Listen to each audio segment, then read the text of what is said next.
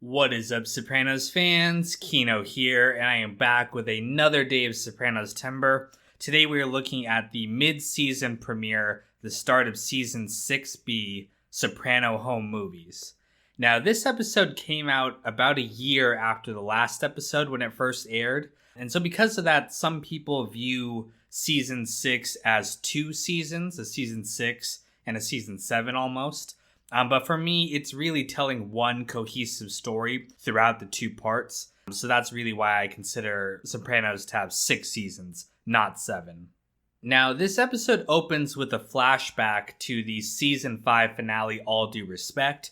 When Tony is fleeing from the FBI from John's house, he tosses his gun into the snow so that if he's caught, he won't have a gun charge added on top of that. And some kid finds the gun and takes it. And he plays with it for a few years before eventually getting caught. And when he's caught, he says that it was Tony who dropped it in the snow.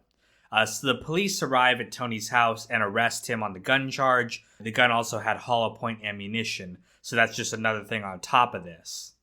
However, this is pretty much just a popcorn headline. They just wanted to arrest a known gangster and make some news, but the charge is very minor, so the case ends up being dropped. After this, Janice and Bobby invite Tony and Carmela to go up to their cabin for his birthday coming up. They head up there and end up having a good time, hanging out, talking, and bonding as a family. However, Tony can't help but bring up sad stories. He talks about their pharmacist, one of their kids, drowned in a pool. And so we can see his kind of fixation on negative shit. It's a recurring thing throughout the series that his depression manifests itself in this negative outlook. He also constantly fixates on any possible insult from Janice, so we can again see his negative mentality here is kind of ruining a good family moment. After this, Tony and Bobby go fishing, and they discuss the fact that Bobby has never killed anyone before. This is pretty unusual for a made guy to have never earned his bones like this. But it might be connected to the fact that, on the show, New Jersey has a reputation for making anyone and everyone. So this might just be going along with that idea. But Tony also says that he was bringing someone up to be his kind of second in command and insulate him from any incriminating evidence. This was Christopher, of course. But he says that now he feels like they have divergent interests.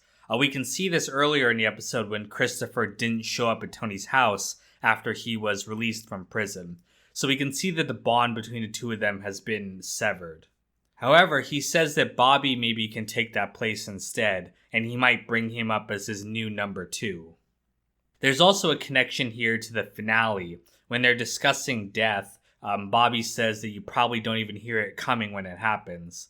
Again, this is connected to the ending of the series. We'll talk more about that when we get to that episode, but there are a lot of details in this episode that people feel connect to the finale.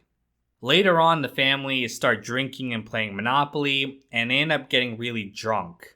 And Janice tells some of their family stories. She tells the story about how their father took out his gun and shot their mother through her hair while they were driving back from something. And Tony's pretty upset about this because he doesn't like these stories because they make their family look like a dysfunctional family, which they totally are. Later on, though, he ends up making a joke about Janice blowing guys under the boardwalk, and he insults her looks, and all of this really offends Bobby because she is his wife. And he tells Tony, not to say things like that again. Now, Tony apologizes for his comments, but he just can't help pushing it. And he makes another joke about Janice blowing guys, and Bobby finally erupts at this and punches him in the face, which Tony totally deserves, by the way. This leads to a big brawl between the two of them. It gets really physical. James Gandolfini actually ended up getting hurt during the filming of this. And Carmela is hurt as well when she tries to stop them. She ends up falling into a table and getting her shoulder really hurt. Eventually, though, Bobby knocks out Tony onto his back and ends up winning the fight. Eventually, they're able to calm everyone down and they end up going to bed. The next day, Tony claims to have let the whole incident go. However, we can see that he keeps stewing on the fact that he lost. He can't accept the fact that he was humiliated like this, and it just bothers him and gets underneath his skin. Later, he and Bobby go to meet with some Canadians to buy some medication that they're going to sell on the black market.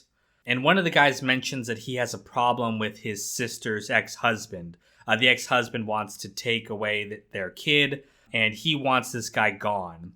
So Tony offers to get rid of the guy if they'll lower the price on the medication, and he orders Bobby to do the hit. He does this in revenge for the fight. Of course, earlier in the episode, Bobby, said that he never killed anyone, and this is Tony's way of getting revenge and making Bobby do something that he really doesn't want to do. So Bobby travels to Canada and shoots this guy, and we can see that a piece of his soul is ruined from this ordeal. Tony really wanted to hurt him for what he did, and this was his way of kind of damaging Bobby's soul. So we are going to see a change in Bobby moving forward from this after he finally does his first kill. But that is the episode Soprano Home Movies. A really well done episode in my opinion, and a great start to the second half of season 6. So thank you guys so much for watching, and stay tuned for the next Soprano log coming soon. We're done with the song now.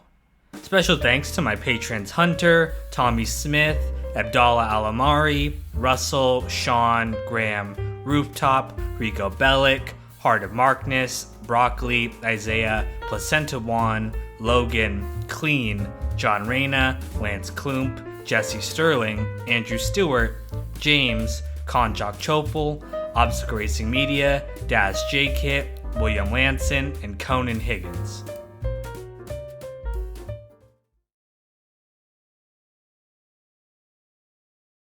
What is up, Sopranos fans? Kino here, and we are back with another day of Sopranos Timber. Today we're looking at the 14th episode of Season 6, Stage 5.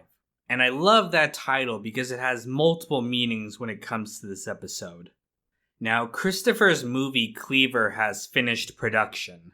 Honestly, the movie looks really bad, even from their perspective. But they're happy with it nonetheless, and they're excited to finally get it out there and start making money. Now, Chris invites everyone to the premiere of the film, and while giving a speech, thanking everyone who was involved, he skips over the writer J.T. Dolan and instead thanks Tony for all his help in financing the film. However, when people see the movie, they notice similarities between the boss character and Tony. Both of them wear bathrobes, they talk in the basement, they yell at people and have a temper. And particularly, there's a scene where the boss has sex with the main character's fiancée. Now, of course, this makes everyone think of the rumor that happened between Tony and Adriana.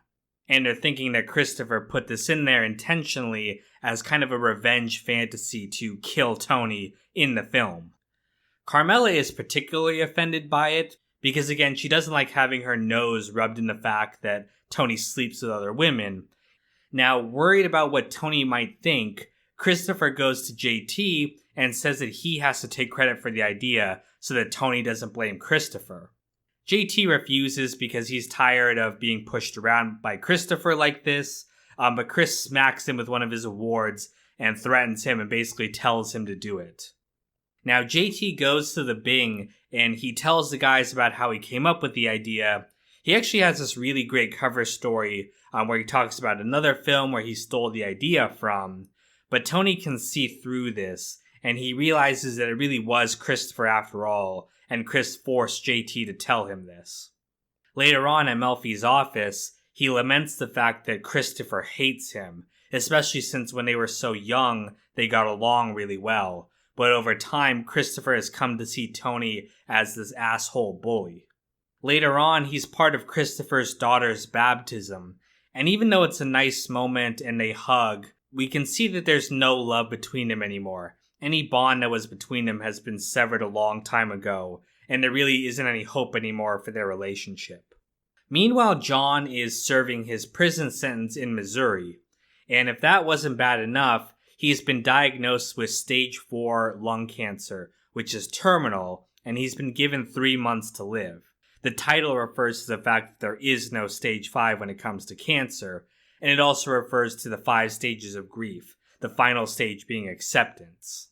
In the prison hospital, he meets a prisoner who used to be a doctor, And it's really funny because the doctor casually brings up the fact that he murdered his wife and 2 other people when he caught her cheating. But the doctor says that he might have longer than he originally thought. He thinks John will last longer, maybe even a year or more, which makes John pretty happy to hear that news. However, John declines even further, and they realize that no, the diagnosis was right, and he's actually going to die very shortly. He eventually does die in the prison hospital, surrounded by his wife and daughters, which, while a sad death to die in prison like that, at least he died around his family, which is something. With John dead, there's a leadership void in the Lupertazzi family. Now, Phil is the natural successor to take over. He was previously serving as acting boss, but after his heart attack, he decides to back down and let someone else claim the title. Now, he supports his protege, Jerry Torchiano, which is a little weird because Jerry was only recently made at the beginning of this season. So it's weird that he would rise to a position where he would be a contender for boss against more experienced gangsters.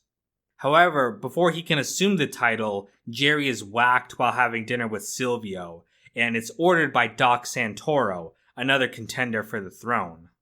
Tony's really disturbed by this outcome, and he meets with little Carmine and asks him to take over as boss. He wants someone in leadership that he can actually rely on and work with. Now, I talked about this scene in my little Carmine video and what it could potentially mean, but I'm going to talk about it again here because it's one of my favorite scenes throughout the series. Little Carmine has a dream where he realizes that being boss isn't what's most important in life. It's not the material things.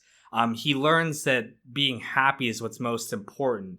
And the crown, which he talks about as one of those paper crowns from Burger King, really doesn't mean anything. It's ultimately a meaningless position. And I love this scene so much because it reveals to us that little Carmine is a lot smarter than he seems. He's realized that the rat race is not all that it's cracked up to be, and he makes the wise decision to get out of the game. Of course, some people don't think that he did, and some people think that he was secretly manipulating events throughout the series.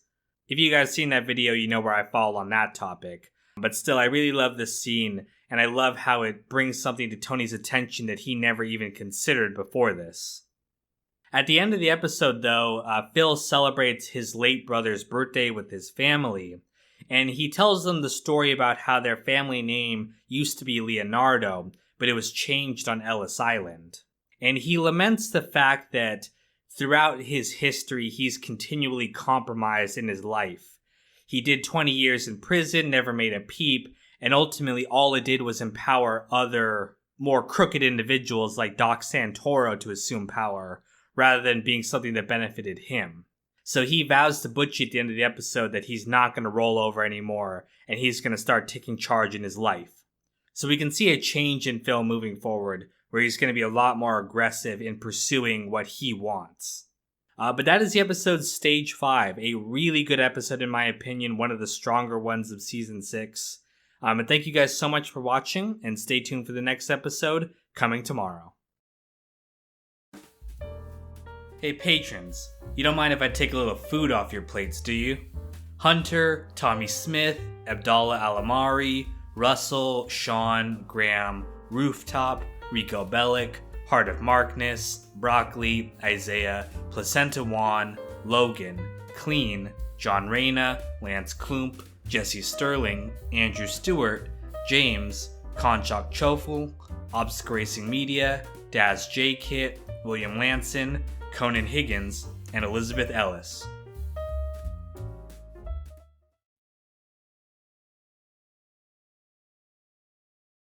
What is up, Sopranos fans? Kino here, and I am back with another day of Sopranos Timber. Today we're looking at the 15th episode of Season 6, Remember When.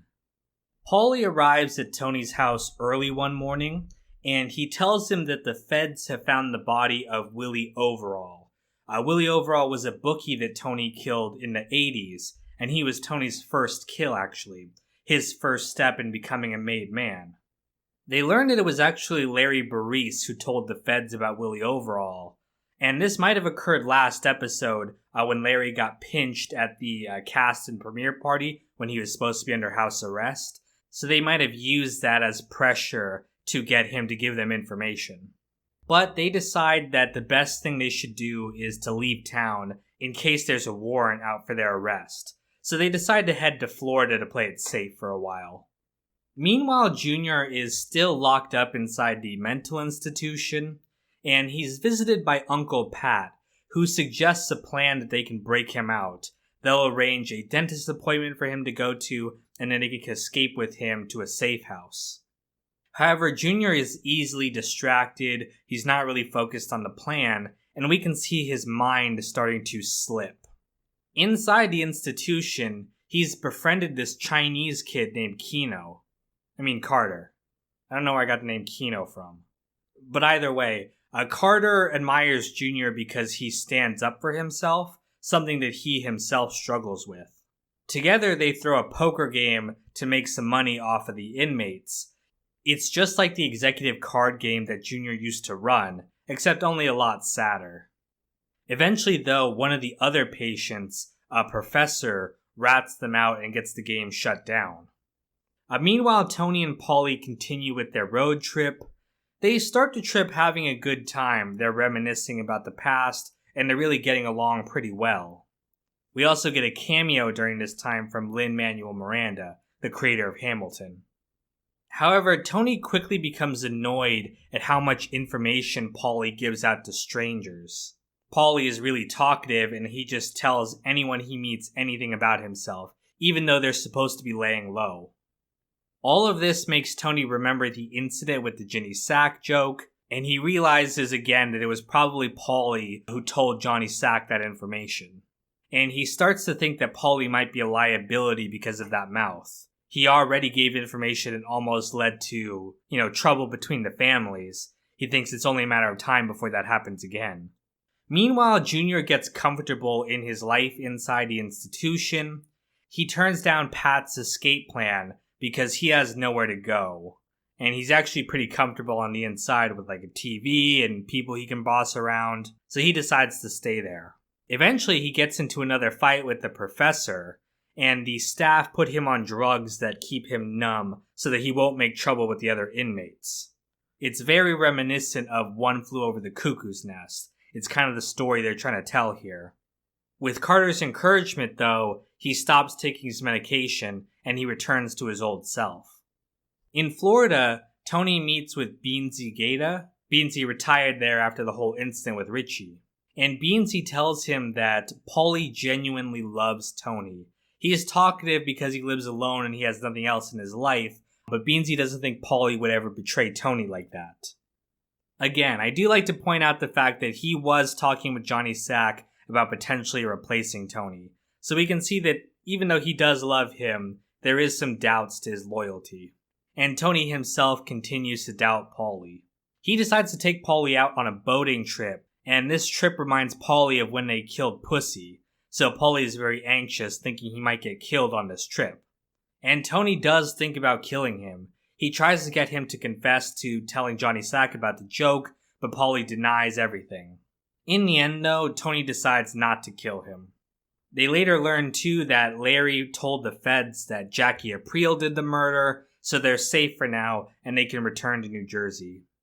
Back in New York, Phil has dinner with Doc Santoro, who has become the boss of the Lubertazzi family. There's this great scene where the doc literally tries to take food off Phil's plate, which is a really disrespectful thing to do.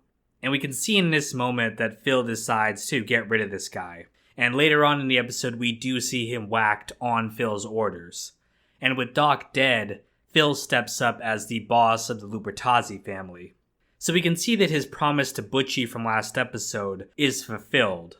He's not going to roll over anymore, and instead he decides to step up and take leadership of the family. Meanwhile, the doctors find out that Junior has not been taking his medication, and they threaten to transfer him to another facility unless he cooperates. So he agrees and starts taking his medication, and he becomes more calm and less aggressive to the other patients. Now, Carter views this as a betrayal of their ideals. Remember, the whole reason he liked Junior is because he was aggressive and stood up for himself, and that's what Carter wanted to be. So when he sees Junior getting along with everyone and being part of the system, he ends up attacking Junior and leaving him very injured. And at the end of the episode, we can see that Junior is left broken and nearly catatonic. It's a very sad state to see him in. And it's also sad that this is one of the very few glimpses into Junior that we get this season. He's not featured very prominently, and it adds a lot of sadness to the season because he was one of the best things about this show. But that is the episode Remember When. Thank you guys so much for watching, and stay tuned for the next Soprano log coming tomorrow. Remember When is the lowest form of Soprano analysis. Hunter, Tommy Smith, Abdallah Alamari, Russell, Sean, Graham, Rooftop, Rico Bellic, Heart of Markness, Broccoli, Isaiah, Placenta Juan, Logan, Clean, John Reyna, Lance Klump, Jesse Sterling, Andrew Stewart, James, Konchak Chofel, Obsc Racing Media, Daz J. Kit, William Lanson, Conan Higgins, and Elizabeth Ellis.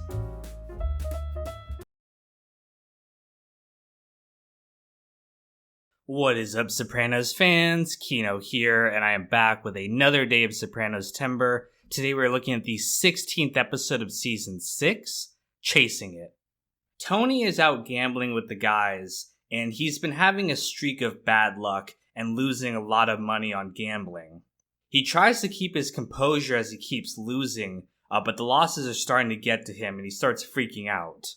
Now you'll remember that Tony's father told him never to gamble in Fortunate Son, but it appears Tony did not take that advice and has become the degenerate gambler that his father warned him not to be. Later, Tony is visited by Marie Spatafor, and she says that Vito Jr. is having behavioral problems after his father died. He's going through a goth phase, he's acting out, and just kind of causing trouble.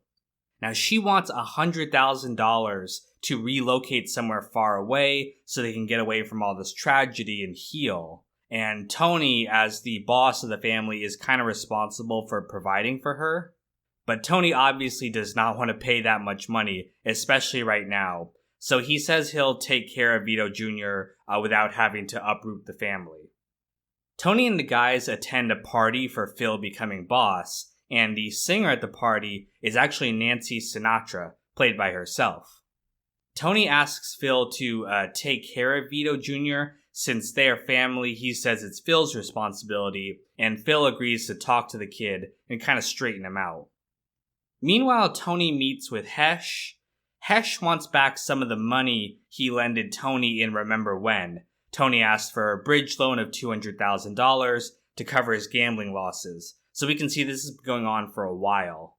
Tony pretends he forgot about it and makes a big deal out of giving him the VIG, and he starts giving Hesh an attitude whenever he's around.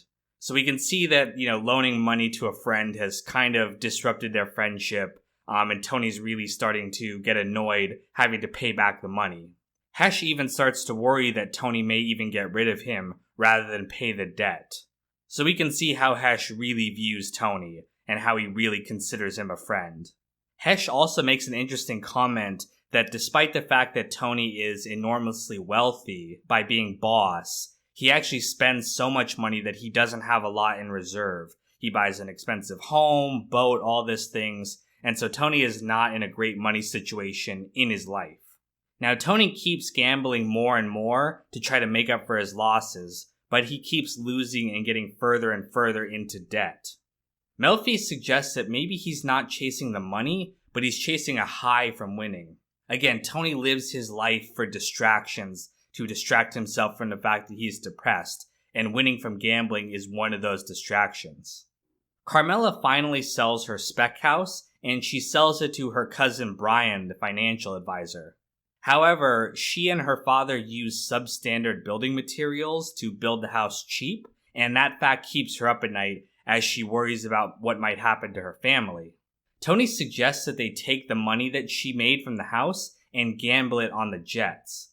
But Carmela refuses this, as she says that money is hers, it's an investment for her future.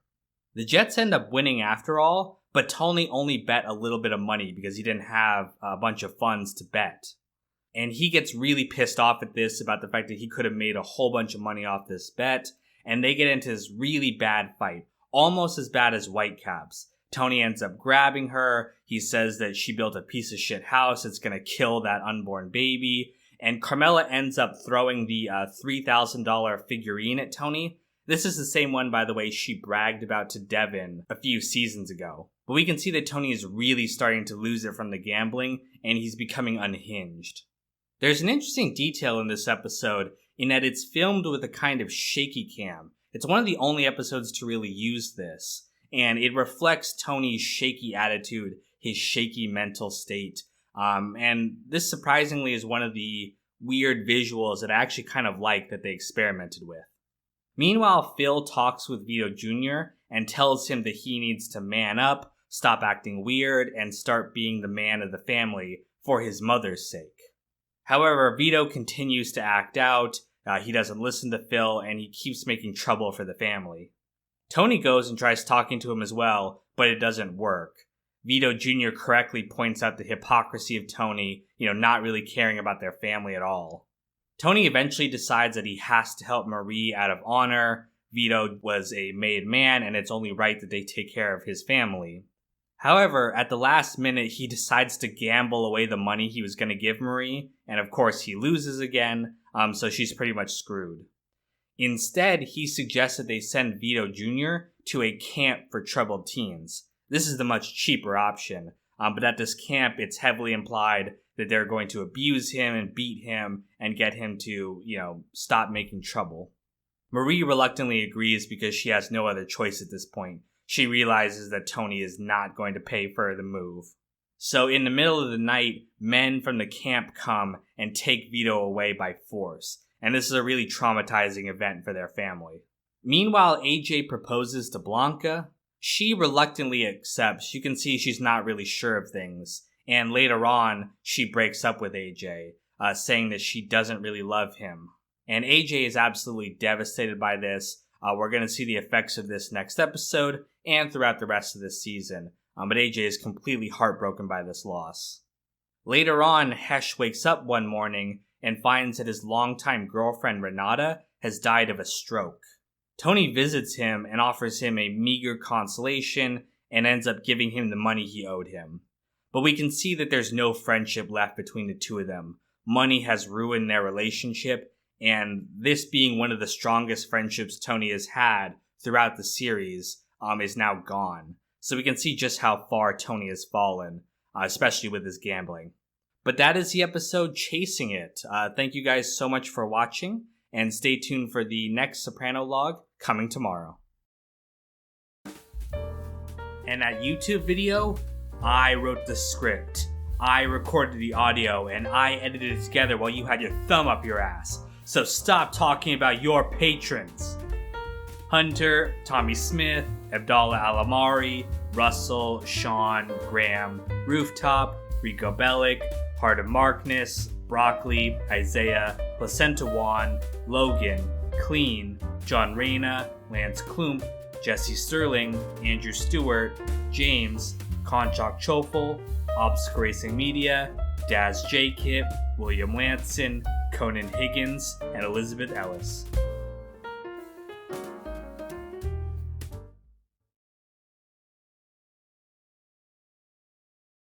What is up, Sopranos fans? Kino here, and I am back with another day of Sopranos Timber. We are reaching the end of the series. We are in the last 5 episodes here, and today we're looking at the 17th episode of Season 6, Walk Like a Man.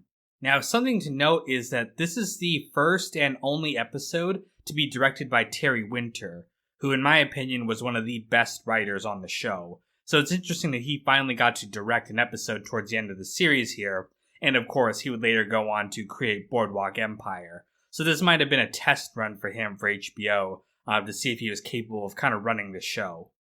Now AJ is depressed after Blanca breaks up with him. He can't sleep, he's staying up all night watching TV, and he even quits his manager job at the pizzeria when he sees another couple being happy and in love. It just makes him too sad. So we see that he's really struggling after their breakup. He tries talking with Blanca and being friends with her, but he's too emotional and he ends up crying, and the construction workers who see him even laugh at him. So we can see that AJ is being really pathetic during all of this. Meanwhile, Tony meets with Agent Harris, who says that if Tony provides them with information on Muslims and Arabs, they'll be able to help him in case he's ever arrested. So because of this, Tony actually breaks protocol and ends up giving the FBI information. He gives them information on a couple of Arab drug dealers who used to hang around the Bing. Last episode, he saw them with other Muslims, not really doing anything, but just being around in a large group. And so that made him think that they might be connected to terrorism. And we can see that this is the start of a new dynamic that Tony has with the FBI. His relationship with Agent Harris is a lot more friendly this season, now that Harris is no longer chasing him, and the FBI's focus is now on terrorism instead of the mafia. Meanwhile, Christopher is selling these stolen power tools through his father-in-law's store. These are the same power tools that Tony and Paulie got from the Cubans in Remember When. Now, Chris has been distant with everyone because he doesn't want to be around the Bing and be around alcohol. It's a temptation for him now that he's trying to remain clean. And this is causing a rift between him and everyone else, including Tony. In fact, Bobby has now replaced him as Tony's new number 2. And Chris blames this on the fact that he's not drinking with Tony or hanging out with him anymore. Later on, Paulie has his nephew, Little Paulie, steal some tools from Christopher's father-in-law's store. But when he brings this up to Tony, Tony kind of brushes him off. He doesn't really care about Christopher's problems right now. Meanwhile, Tony and Carmela are really worried about AJ's mental state. Tony goes to talk with Melfi about his son, and we actually get a really emotional moment where he blames himself and his genes for the way his son has turned out. It's one of the few glimpses of humanity we get from Tony this season, and it's an incredible display of acting from James Gandolfini.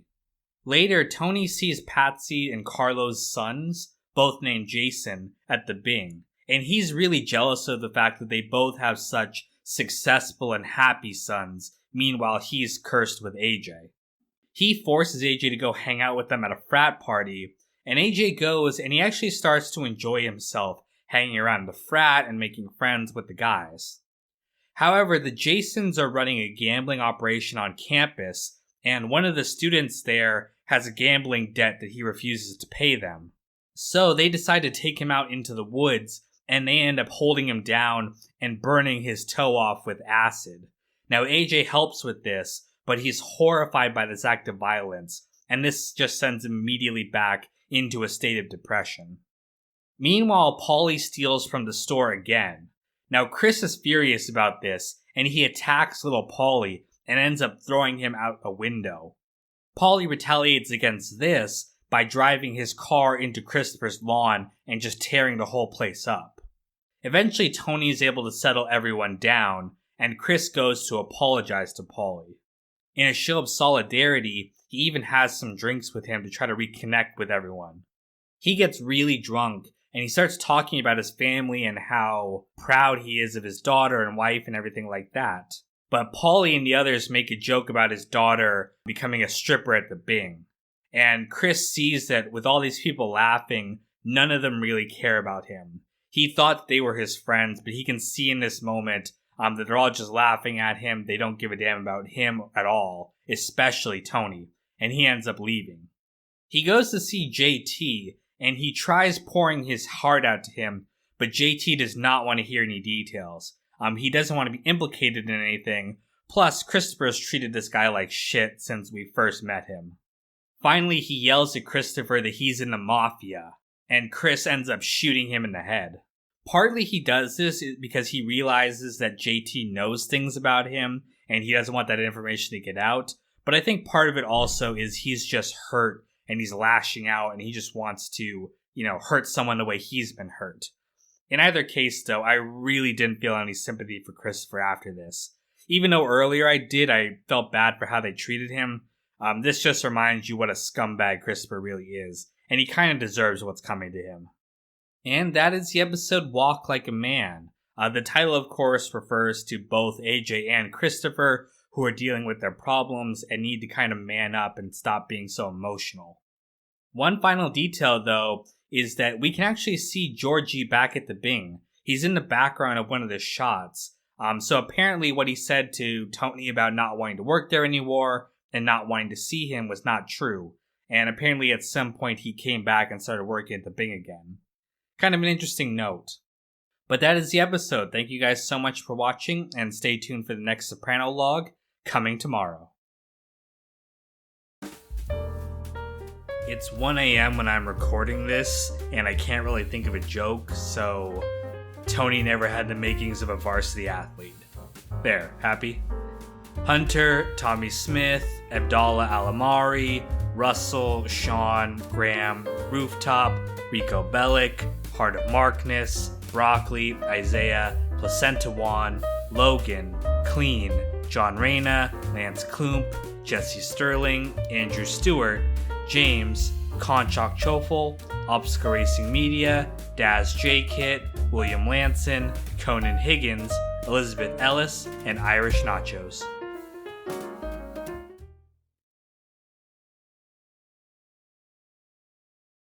What is up, Sopranos fans? Kino here, and I am back with another day of Sopranos Timber. Today we are looking at one of the most shocking episodes of the show, Kennedy and Heidi. Now, the episode starts with a dispute between New York and New Jersey over Tony's asbestos disposal scam that he's running. Phil demands 25% of the profits because they're dumping the asbestos in his facilities, but Tony refuses. As they're driving back from this meeting, Christopher nearly drives into another car. He swerves at the last minute to avoid them and ends up flipping the car over and really damaging it. The title of the episode comes from the two girls driving the car that Chris nearly hits. They decide not to pull over and help them because they're driving past curfew on a learner's permit. And it just goes to show you how much things can change just based on random encounters like this. Now, Chris is badly injured from the crash, but Tony only has minor issues. As he goes to help him, Chris admits that he's on drugs, and he asks for help so that he doesn't get arrested for the drugs or get his license taken away. Tony also notices that a branch has gone into the car and destroyed the baby seat, which means that Caitlin would have been killed if she had been in the car with Christopher.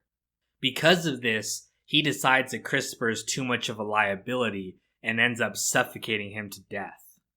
Now, Chris's death is very sudden and abrupt. It comes out of nowhere in this episode. And even though on some level I feel Chris deserves this, I can't help but be shocked at Tony's coldness on killing one of the closest people he's had throughout the show. In spite of everything that Christopher did, I still can't help but think of the scene where he says that he's going to hell for Tony. That's how devoted he was to Tony. Even though there was all this resentment and drugs and all this other stuff going on some level he really did look up to Tony like a father. And this is how Tony, repays that loyalty. When people learn about Christopher's death, everyone comes together at the Soprano house to mourn together. Paulie especially feels guilty over how he treated Christopher, how often they fought over trivial things. And it's interesting that in this circumstance, Paulie actually has more empathy than Tony here. Tony's really should be feeling this way too, but he's not. He's just over Christopher and over his death. Everyone continues to commiserate over Christopher's death. However, Tony can't stand this outpour of emotion. He has a dream where he confesses to Melfi that he's actually glad that Christopher is dead. Chris was not only a liability to him because of the drugs, there was also all this personal resentment. He couldn't rely on Christopher, and Christopher was somewhat of an embarrassment to Tony. He even confesses that he killed Christopher himself, though later in real life, he omits this detail as he realizes, that could put him in danger of prosecution. He does say, though, that he resents the fact that he has to pretend to be in grief, and he resents all these people for making him act this way. Later, he keeps trying to bring up all this negative stuff about Christopher. He constantly brings up the baby seat incident when people are trying to mourn. He does this because he doesn't want them to feel sad because he doesn't want to have to fake feeling sad. And I also think he is trying to, on some level, justify this to himself, what he did. Either way, though, this just makes people upset when they're trying to, have this human moment and mourn Christopher's death. During all of this, Polly's mother Nucci dies as well. And Polly is really upset that barely anyone turned up for her funeral. They're all over at Christopher's funeral instead. Meanwhile, AJ is at the frat house, and Jason Parisi ends up getting into a car accident with a Somali exchange student. He opens the door and ends up causing the Somali student to hit him with the bike. They end up beating the guy up because of this, and this show of violence sends AJ into a depression about the state of the world. Interesting note, he asks, why can't we all just get along? And Tony asks the same thing in the strong silent type. So we're seeing a connection again between Tony and AJ.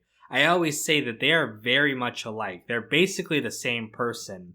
AJ just doesn't have the mafia to kind of cover up his flaws like Tony does. Meanwhile, tired of all the grief, Tony heads to Las Vegas to get away. There he meets with a stripper who is Christopher's mistress, and they end up sleeping together and even doing peyote. While high, Tony goes gambling, and he ends up winning every hand. Remember, he had a very bad losing streak in chasing it, and now he realizes that with Christopher dead, his bad luck streak is over. He's free of this curse that was Christopher. There's an interesting connection here. When Tony goes to the casino, he sees a slot machine with a devil logo on it. And this reminds us, of course, of the Twilight Zone episode that was referenced in Chasing It about the gangster who dies, goes to a place he thinks is heaven, where he wins every hand and can have any woman he desires. Of course, this reminds us of Tony. Tony's going through a very similar thing in this episode, winning every hand. And, of course, he gets this woman very easily. And just like that episode, it turns out that he's actually in hell. Now, I don't personally subscribe to the theory that Tony died at the beginning of the season, and this is all some kind of dream or the afterlife. I do think the events are actually happening, but Tony is in his own hell, regardless of whether he realizes it or not. He has, by his own decisions, created a personal hell that he's not able to escape. In the last scene, he's out in the desert looking at the sunrise, and while he's still under the effects of peyote, he screams that he gets it. He has a psychedelic experience, and he comes away from this with a deeper understanding. So we'll see where that goes next episode. Thank you guys so much for watching. Like I said, this is one of the most shocking episodes of the series, and really getting into the end game here. It's all downhill for Tony from here. So I can't wait to explore the final 3 episodes with you guys, and stay tuned for the next Soprano log coming tomorrow. I tell you, since my patrons died, my luck's done a complete 180. Hunter, Tommy Smith, Abdallah Alamari, Russell, Sean, Graham, Rooftop, Rico Bellic, Heart of Markness, Broccoli, Isaiah, Placenta Juan, Logan, Clean, John Reyna, Lance Klump, Jesse Sterling, Andrew Stewart, James, Konchak Chofel, Obstacle Racing Media, Daz J. Kit, William Lanson, Conan Higgins, Elizabeth Ellis, and Irish Nachos.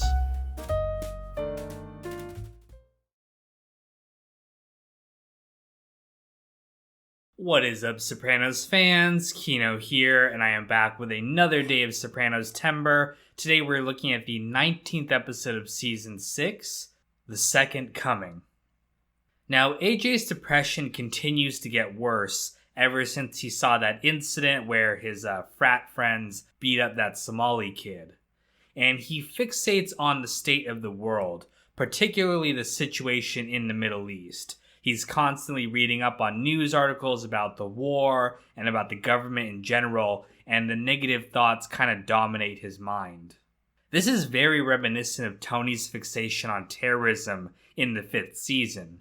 And there's even a scene later on where Tony says that AJ has the world by the balls, but is still depressed. Now, this is line for line for how Tony describes himself in the season 2 episode, The Happy Wanderer. So again, we're seeing the parallels between Tony and AJ here. They both share a similar kind of outlook about the world. And of course, Tony views his depression as having been passed on to his son through genetics, just like how he inherited it from his father. Meanwhile, Tony and Phil are still fighting over the asbestos situation. Phil refuses to negotiate his position. He reiterates what he said to Butchie, that he will never compromise again after everything he's already done. And he inadvertently says this pretty funny line. He talks about how he wanted to have sex with a woman, but he compromised because he was in prison. He says that he jacked off into a tissue, but of course, saying he compromised while being in prison makes us think about him potentially having sex with men.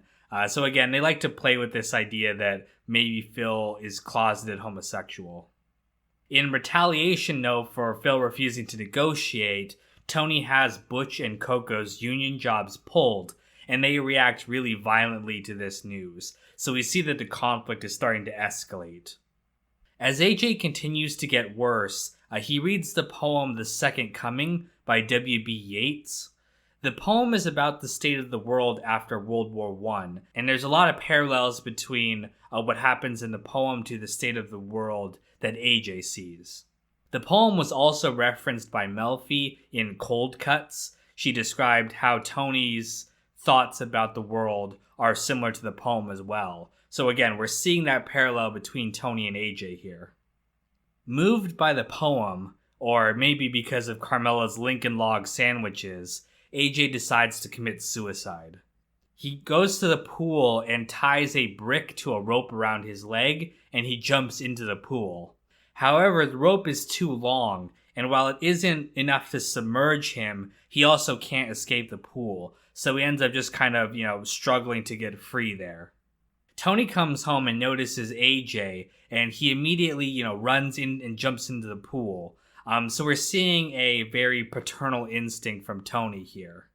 And after realizing what happened, he holds AJ and comforts him, calling him his baby. Again, we're seeing that Tony's only real humanity left is the emotion that he feels for his children. After this, AJ is admitted to the psych ward for further observation.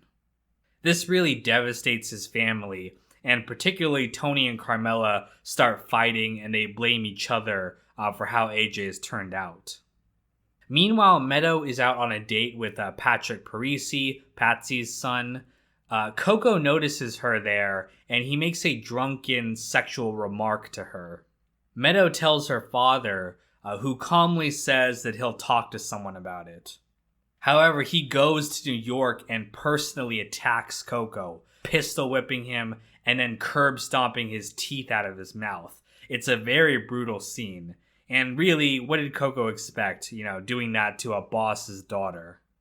Later, Melfi meets with her psychiatrist, Elliot, and he tells her about this study that shows that talk therapy only makes sociopaths worse. They feign emotion with their strengths and become better con men because of this. And this really seems to fit with Tony.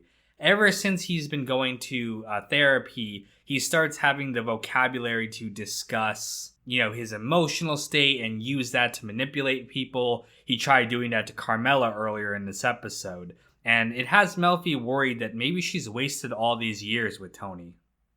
After this, little Carmine goes to talk with Tony and tries to convince him to, make peace with Phil. This attack against Coco has only worsened the situation with Phil, and it's seeming like their construction projects might come to a stop.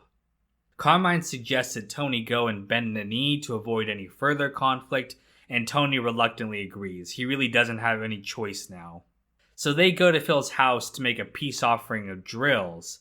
However, Phil doesn't want to talk to Tony and instead transforms into a house to avoid seeing him. In all seriousness, though, I've read that Frank Vincent couldn't be there the day of shooting, so they use this to avoid showing his face, and instead they just dub the line over so it looks like they're having a conversation. As the episode ends, Tony goes to see AJ and, tries to be there for him as a father. Earlier in this episode, they go to a family therapy session, and Tony is not really happy to see AJ, constantly complaining about his life to the therapist, even though that's what Tony himself does. Again, I can't emphasize enough how similar Tony and AJ really are. But there's an interesting note that AJ talks about the scene where he talked to his grandmother, Livia, and she said it was all a great big nothing. And this seems to have had a really profound effect on AJ, and it's where his depression really starts to manifest. So we can see that Livia's evil touch is still over the show. We can still feel her presence, and she's still ruining people's lives. So it's a very interesting note. But that is the episode, The Second Coming. Thank you guys so much for watching. I am in some ways not looking forward to the next episode, but I can't wait to review it. So stay tuned for that tomorrow. Thanks. Alright, patrons. What do you say to 25%? Plus we forget about the balance, what you owe me on the Conqueror video.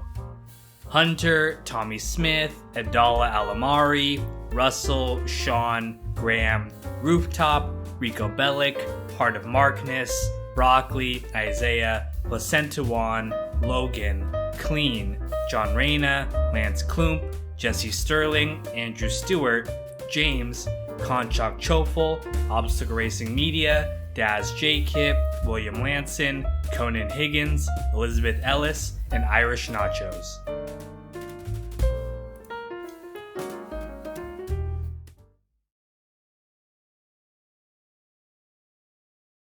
What is up, Sopranos fans? Kino here, and I am back with another day of Sopranos Timber. Today we're looking at the penultimate episode of The Sopranos, Season 6, Episode 20, The Blue Comet.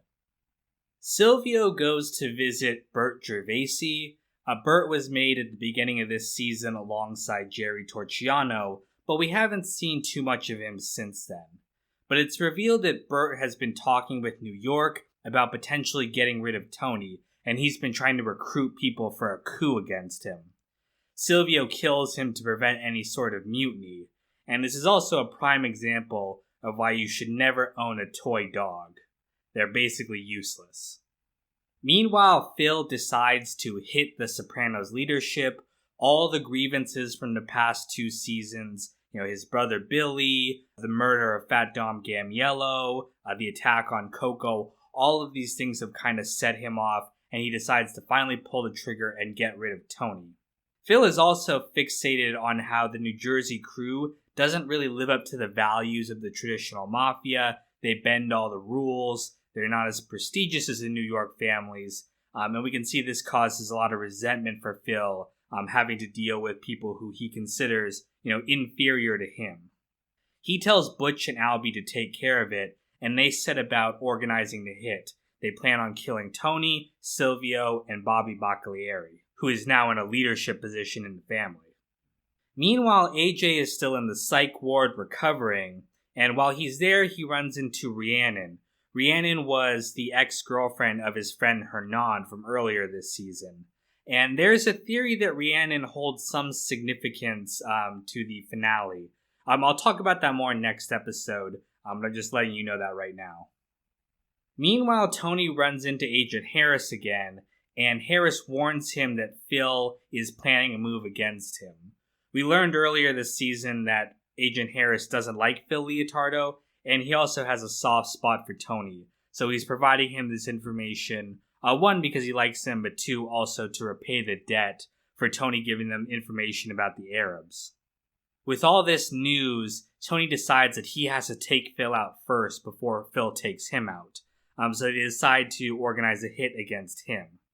And the scene where they're play boxing in Vesuvio is a reference to Raging Bull. Meanwhile, Melfi has dinner with her psychologist friends, including Elliot. The study that he mentioned last episodes about sociopaths comes up again, and Elliot ends up revealing to everyone that her patient is Tony Soprano.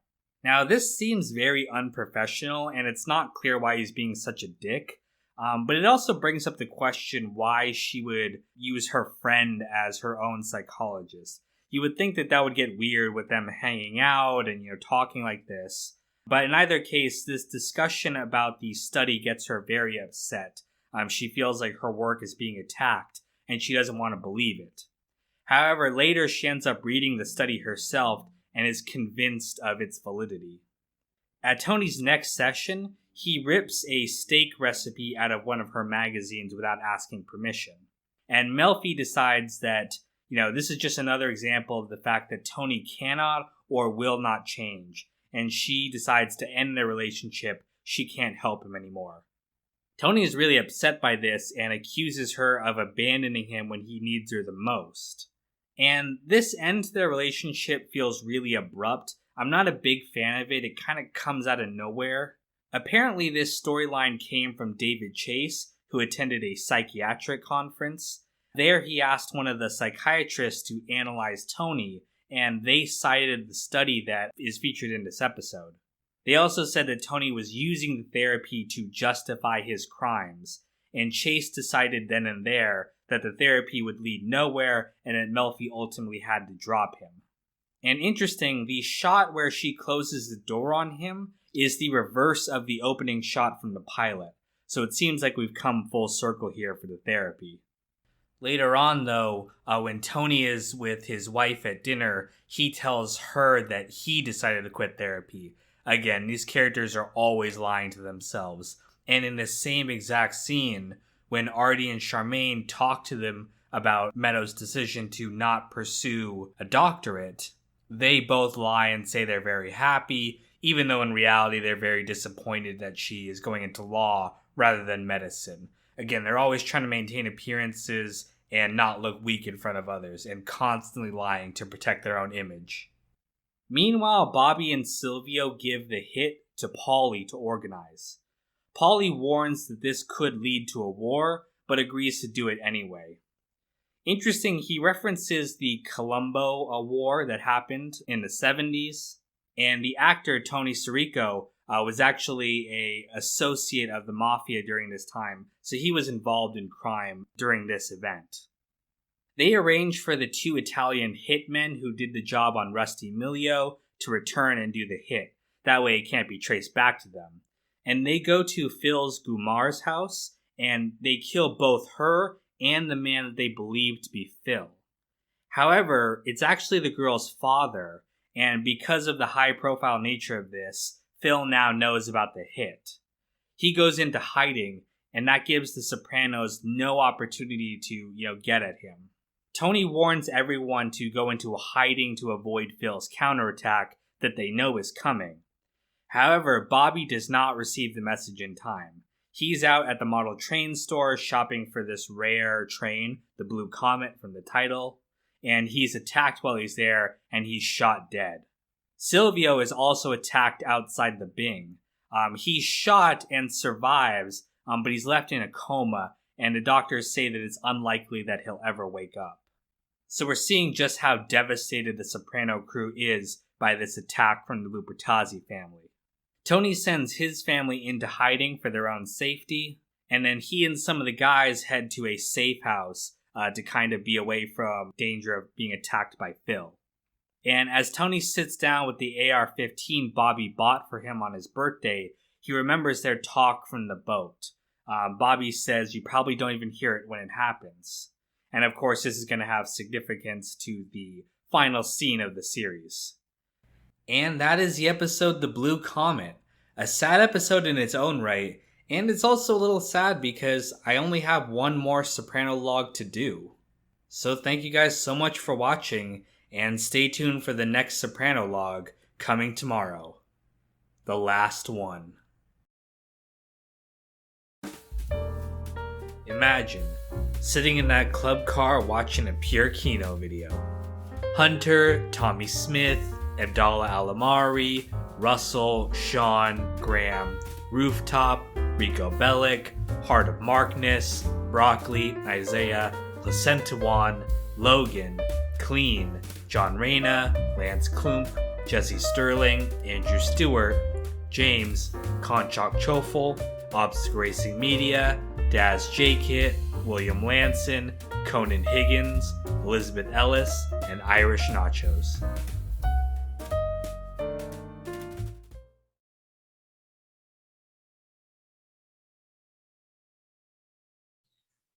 Wow, here we are, the last Sopranolog. When I set this goal for myself at the beginning of this year, it seemed like such a distant target. 86 episodes across 7 months. It seemed almost impossible at times that I would end up hitting that number. And yet here we are. It's been an incredible journey. My channel has grown so much during that time, and it's thanks to all of you. So I guess really there's only one thing to say in this situation, and that is,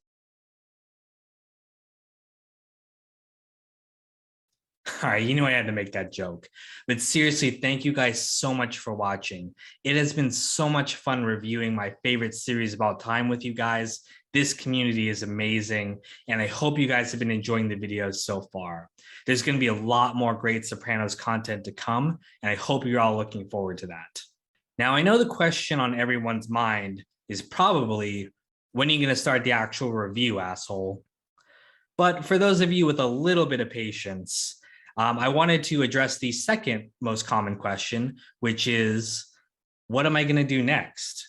A lot of people have been asking me to review another series, just like I did for The Sopranos. And the two most common suggestions I get are either Breaking Bad or The Wire. Well, I'm happy to say that I'm going to be reviewing both series. Now, I don't want to take up too much time in this video specifically, so I've linked a video in the description of this one.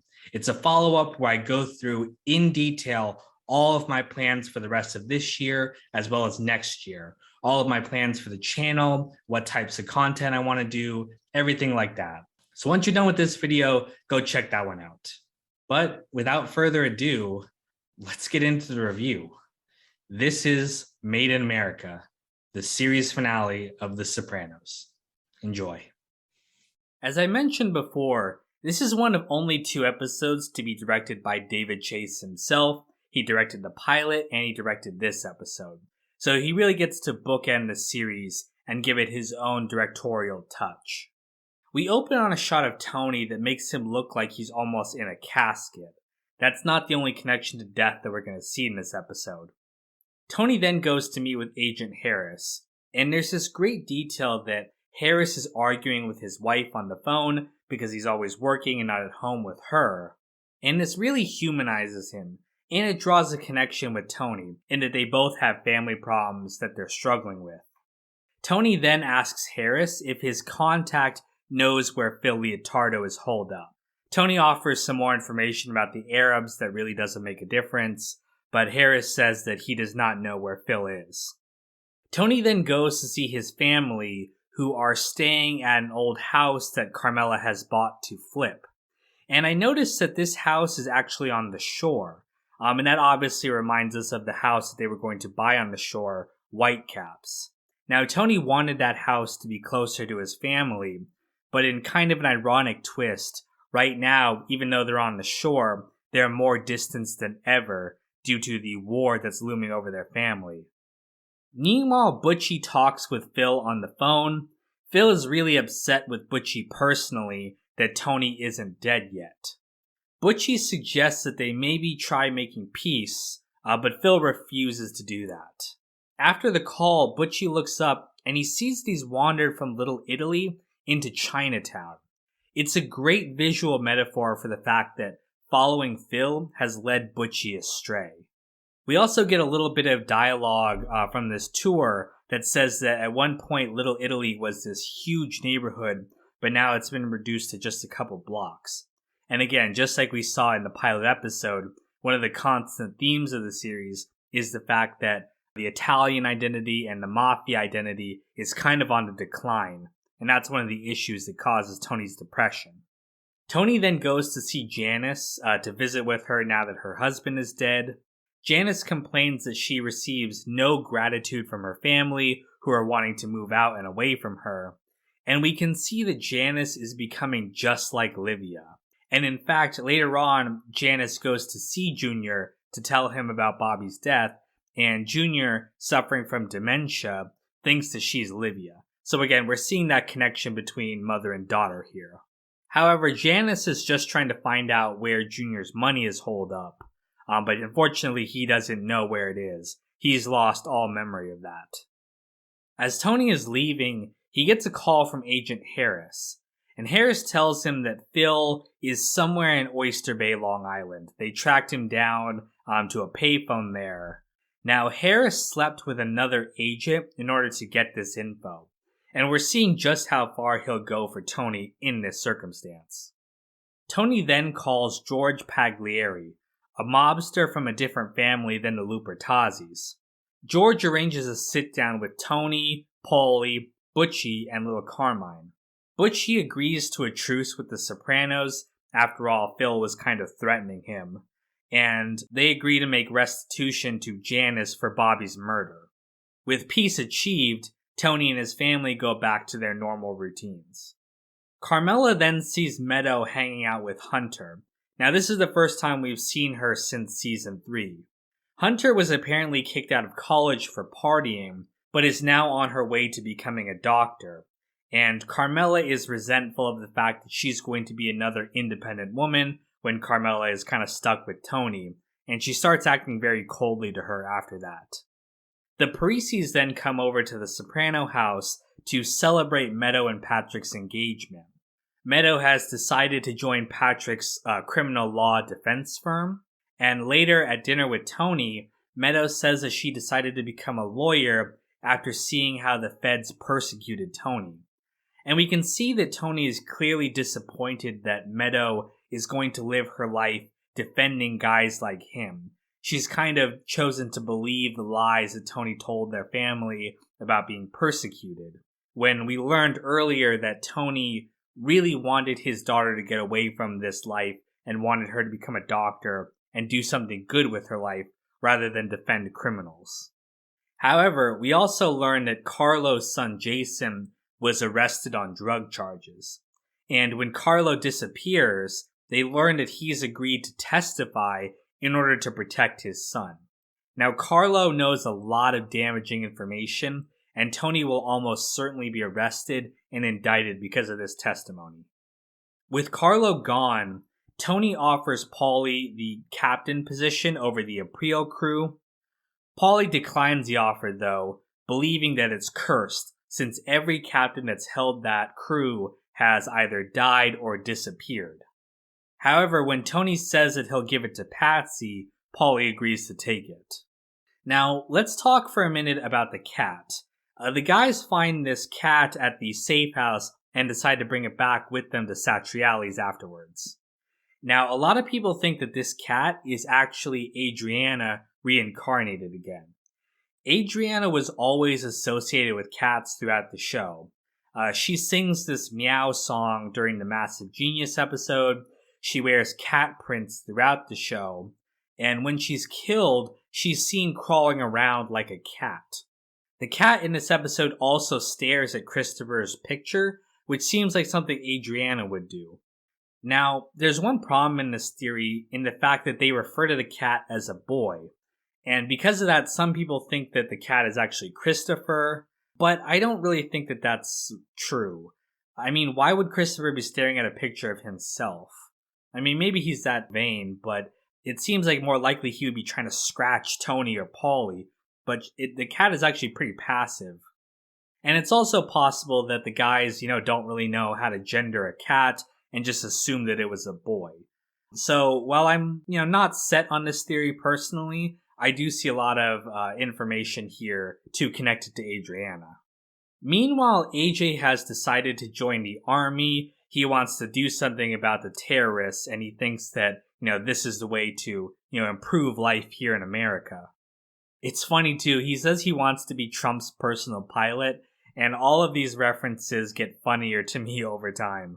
But Tony and Carmela don't want him to go, and instead they kind of bribe him with this film job working for little Carmine. They also buy him a new car after his SUV is destroyed in a fire. And so in this way, they're able to control him and keep him from going to Afghanistan. Meanwhile, Tony's men find Phil at the gas station. They shoot him in the head, and his wife is there and then runs out of the car to go, attend to him.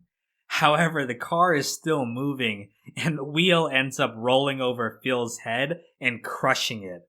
It's this really disgusting wet noise, and it takes away the last bit of dignity that Phil has when it comes to his death. Now, when Harris hears about Phil's death, he blurts out that we're gonna win this thing. This is a reference to Lindley Del Vecchio, who was an FBI agent and a handler of the famous informant Greg Scarpa. Just like Harris, DeVecchio was accused of giving information to the mob and kind of favoring one side over the other. So that's the reference here. After this, Tony goes to see Junior in the mental home. Now, this is the first time that they've seen each other since the shooting. Tony goes to him and tells him that if he remembers where his money is, it should go to Bobby's kids, not Janice. But like I said, Junior can't remember where his money is or anything about the mafia. However, he does remember playing catch with Tony, and Tony starts to cry when he realizes that Junior is lost forever. Even though he had all of this resentment for Junior because of the shooting, he's truly realizing now that he's lost his family member for good. However, in some ways, Junior is kind of the lucky one in this circumstance. Tony said in the season 1 finale, if you're lucky, in the end you'll remember the good times. And Junior only remembers the good times. He doesn't remember all the horrible stuff he did as a part of the mafia. He only remembers playing catch with Tony. And again, like I said, Junior always loved Tony. He thought of him like a son. And this bit of dialogue here is just reminding us that despite everything, Junior really did love Tony. We now get to the final scene of the series. Now, you all know what happens here. It's the most famous ending of any TV show. And when I started doing these videos, I told myself I wouldn't do a video on the ending. There's just so many explanations on YouTube already. However, since we're here, I'll go ahead and give my reasons why I believe Tony dies. The cut to black represents Tony's consciousness ending. Now, this episode uses the ringing of the bell on the door to signal that we are cutting to Tony's POV. This shot style was also used in Soprano home movies. When Tony hears the bell on the dock, it also cuts to his point of view there. Also in that episode, Bobby says you probably don't even hear it when it happens. This was repeated to us again last episode, and when Jerry Torchiano was killed, Silvio also does not hear the shot. Now, the guy in the members only jacket connects to the first episode of this season. Eugene wore that jacket when he assassinated someone in a restaurant, just like this. Also, Tony was shot in that episode as well. When he passes Tony in the restaurant, we see the house from Mayhem on the wall, and like I said in my coma dream video, I think that house represents death and the afterlife. The bathroom that he comes out of is also at Tony's 3 o'clock, just like Christopher's dream of hell. Going to the bathroom and getting a gun is also a reference to Godfather when Michael Corleone shoots his father's killers, which incidentally happens to be Tony's favorite scene of all time. Then there's also the case of Meadow, who is not there at the time of the shooting. Many people think that Meadow is Tony's guardian angel. She saves him from being shot in the college episode, and also she takes the FBI's bug from the house during the season 3 episode Mr. Ruggerio's Neighborhood. The fact that she was not there during this final scene leaves Tony vulnerable. And so, for all those reasons, it's clear to me that Tony dies at the end. As for who kills him, we don't know, because Tony will never know. The ending is so tied to his consciousness that we can't know anything that he doesn't know. Now, Butchie is the obvious choice. The peace that they agreed to might have just been a ploy to leave him vulnerable for assassination. It could have been one of Tony's men as well. They were getting pretty sick of him by the end of the show. Now, Paulie looks pretty upset about something after he gets the offer of the April crew. Maybe he either knew what was going to happen or was setting it up. We do know that Paulie contemplated betraying Tony in the past. It's possible it was little Carmine. I have a whole video where I talk about, his role and the fact that he might have been pulling the strings on this whole thing. But ultimately, though, it doesn't matter to me. Regardless of what happens, the ending itself is so brilliant. We're still talking about it to this day. It's memorable, it's well thought out, and it completely subverts our expectations. It's also a great contrast to the ending of Season 1.